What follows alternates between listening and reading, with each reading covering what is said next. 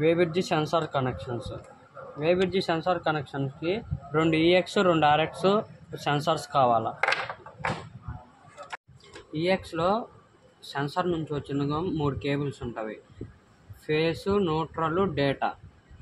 RX నుంచి 2 cable ఉంటాయి, phase, neutral.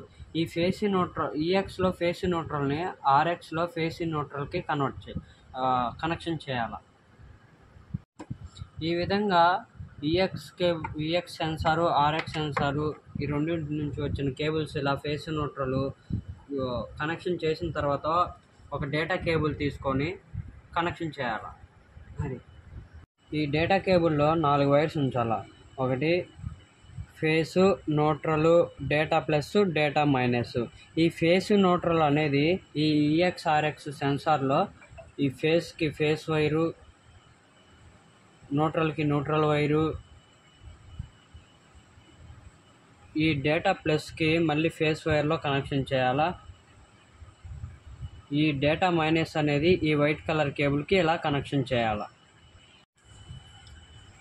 Censor నుంచి వచ్చిన కేబుల్, ఈ డేటా కేబుల్ నుంచి వచ్చిన కేబుల్ ఈ విధంగా కనెక్షన్ చేసిన తర్వాత డేటా కేబుల్లో అదర్ ఎండ్ 4 కేబుల్స్, ఈ 2 పవర్ కేబుల్స్ అనమాట, ఫేస్ న్యూట్రల్. ఇవి SMP కనెక్షన్ చేయాలా.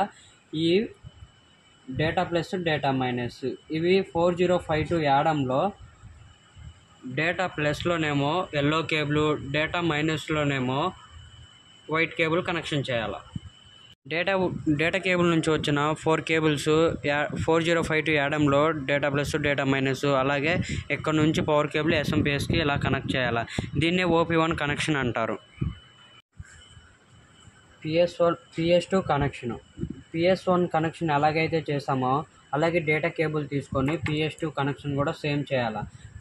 యాడమ్లో డేటా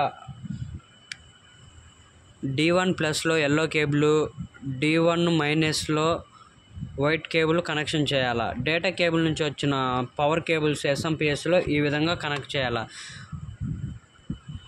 ఈ విధంగా PS2 కనెక్షన్ కూడా ఇచ్చేసాం. ఇప్పుడు 4052 యాడమ్కి పవర్ కనెక్షన్ ఇవ్వాలి. అది SMPS నుంచి ఇవ్వాలి. ఈ 4052 యాడమ్ నుంచి మళ్ళీ 4068 యాడమ్కి పవర్ కనెక్షన్ ఇవ్వాలి, డేటా కనెక్షన్ ఇవ్వాలి. దానికోసం ఒక 2 డేటా కేబుల్ తీసుకోవాలి. ఫస్ట్ దీని నుంచి 4052 యాడమ్ నుంచి 4068 యాడమ్కి కనెక్షన్ ఇవ్వాలి. 4052 యాడమ్ నుంచి 4068 యాడమ్కి ఇలా డేటా కనెక్షన్, పవర్ కనెక్షన్ ఇచ్చాము. ఇంతటితో సెన్సార్ కనెక్షన్ కంప్లీట్ అయిపోయింది.